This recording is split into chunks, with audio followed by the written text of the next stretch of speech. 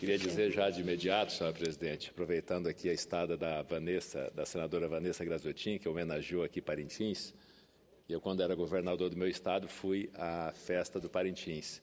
Como eu sou colorado, torço pelo Internacional do Rio Grande do Sul, que tem uniforme vermelho, eu não tive dúvida. Chegando no Parintins, já comecei a torcer pelo garantido.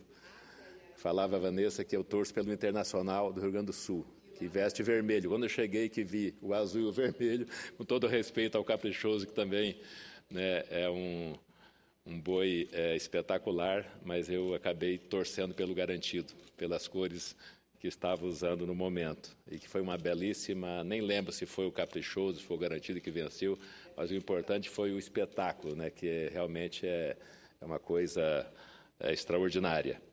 Mas antes de começar a minha fala, senhora presidente, senhoras e senhores senadores, sobre a reforma política, eu quero homenagear as mulheres. Eu não sei se vou ter a oportunidade de ocupar essa tribuna até o dia 8, até domingo, em nome da nossa presidente, que já foi vice-presidente da Câmara dos Deputados, e na época, né, se comentava muito que pela primeira vez uma mulher tinha, né, assumido a vice-presidência da Câmara dos Deputados e presidido por inúmeras sessões naqueles 2 anos a Câmara dos Deputados. E agora, nesse momento, né, preside a sessão do Senado Federal. Então, realmente, as mulheres têm galgado posições nos últimos tempos. Acho que depois que a Margareth Thatcher, a Dama de Ferro, né, que ocupou como primeira-ministra da Inglaterra, ela conseguiu despertar nas mulheres do mundo inteiro que as mulheres podiam avançar muito mais. E ela que fez uma gestão brilhante como primeira-ministra britânica, depois também com Daniela Merkel na presidência da Alemanha, uma excelente gestão, dando um exemplo ao mundo, né, de como dialogar, de como conversar, de como dirigir uma economia, uma das primeiras economias do mundo, como a Alemanha. Então, em nome dessas mulheres, da minha mãe, que vai completar 95 anos no dia 12 de setembro próximo, em nome da minha esposa, a deputada Marinha Halpe, que está no 6º mandato consecutivo como deputada federal também, uma brilhante parlamentar, psicóloga, professora, educadora, e agora há mais de 20 anos trabalhando na Câmara dos Deputados.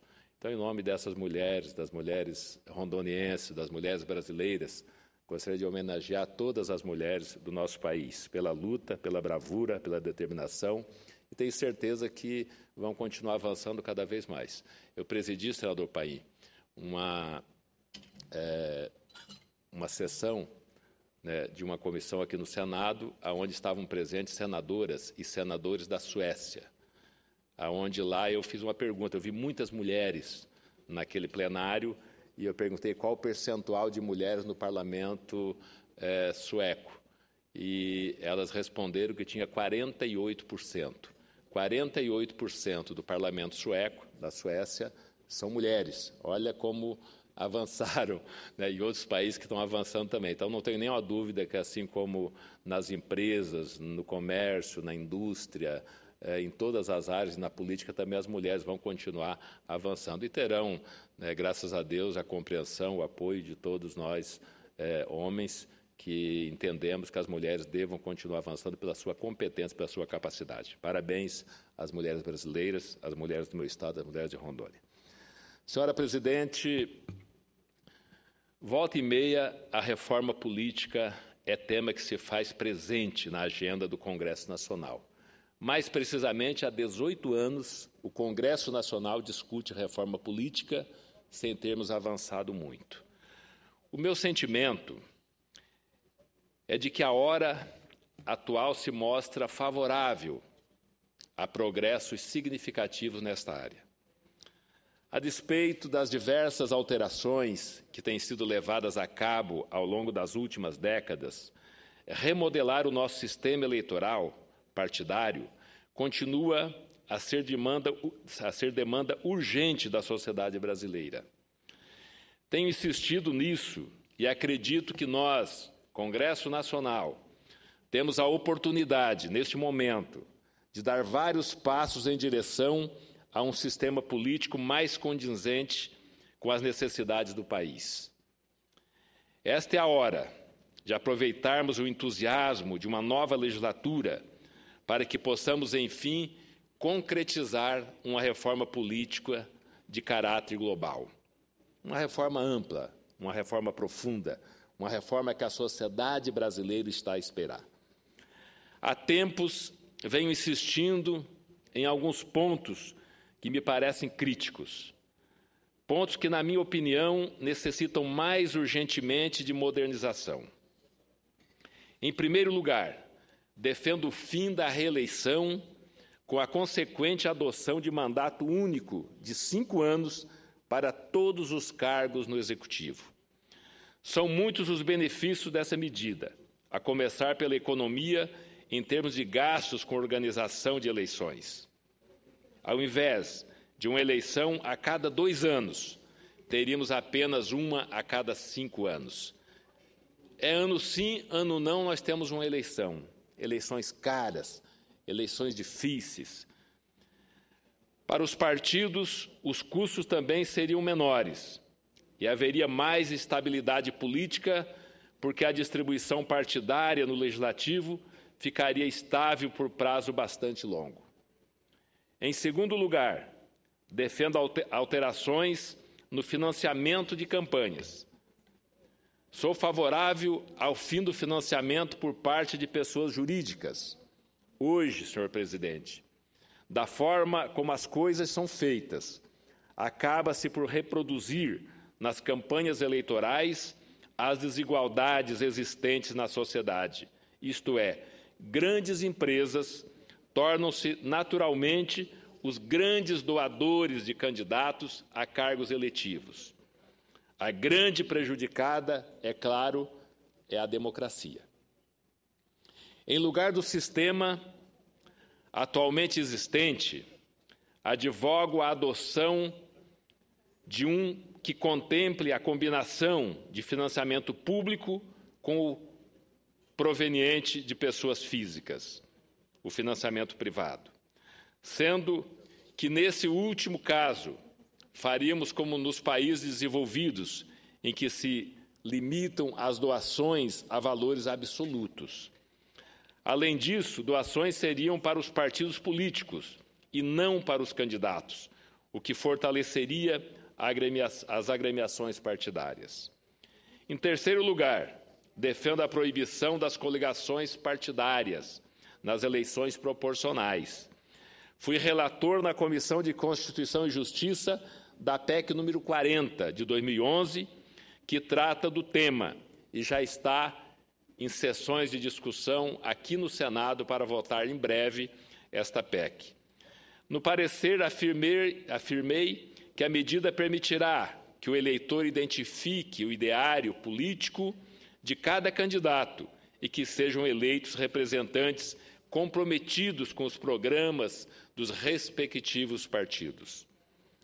Adicionalmente, haverá o esforço dos partidos políticos, haja vista que, a partir da adoção da PEC, um voto para determinado partido não contribuirá para a eleição de candidato de outra agremiação. Em quarto lugar, defendo mudanças nas regras de criação de partidos políticos.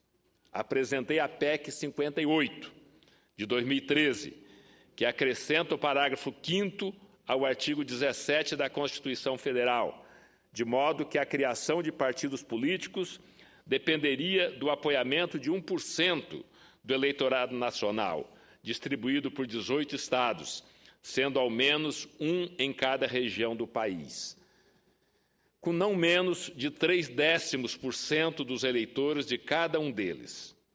No âmbito da CCJ, foi aprovada emenda modificativa que aumentou o apoiamento de 1% para 3,5%. Em suma, os limites para a criação de partidos políticos devem ser mais rígidos, a fim de evitar as legendas de ocasião descompromissadas de qualquer ideário.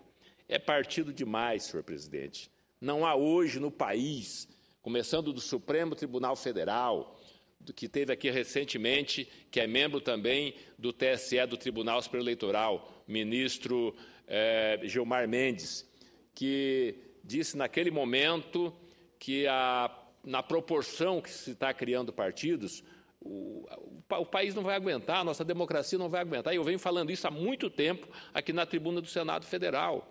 Sabe? Hoje nós temos 34 partidos, tem mais 27 ou 30 na fila, daqui a pouco são 60 partidos.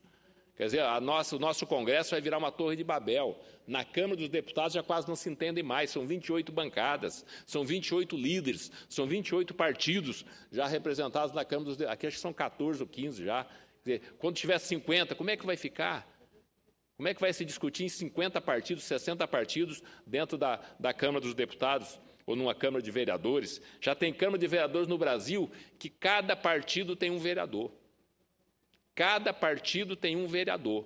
Quer dizer, não existe um partido com 2 vereadores. Como é que o prefeito vai trabalhar? Como é que ele vai... Já teve coligações no país de 22 partidos.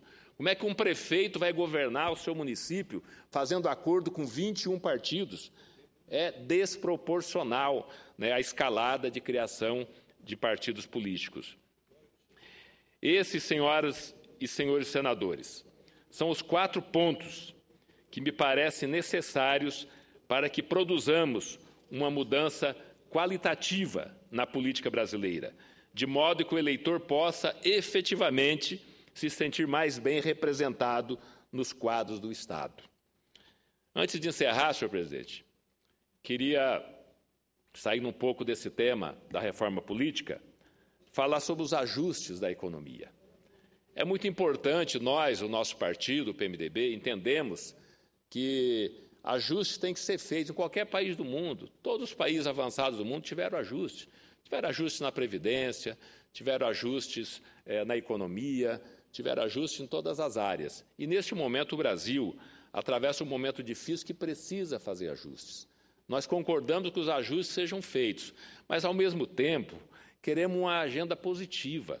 Paralelamente aos ajustes, às reformas econômicas do nosso país, precisamos que o governo federal, através da Presidente da República, através dos seus ministérios, lance também agendas positivas, agenda positiva na área da educação, agenda positiva na área da saúde, agenda positiva na área da infraestrutura, agenda positiva na área de geração de emprego, na área de formação profissional. Enfim, precisamos de agendas positivas para dar ânimo à população.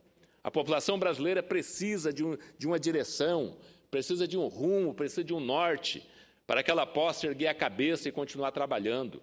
É isso que nós precisamos neste momento. Não estamos negando a aprovar aqui no Congresso Nacional os ajustes necessários para que o Brasil não perca o grau de investimento, para que o Brasil continue sendo uma grande economia que é, para que o Brasil continue avançando, mas precisamos imediatamente também de uma agenda positiva para que a gente possa defender com mais ênfase, com mais força, o nosso governo, o governo de que nós fazemos parte.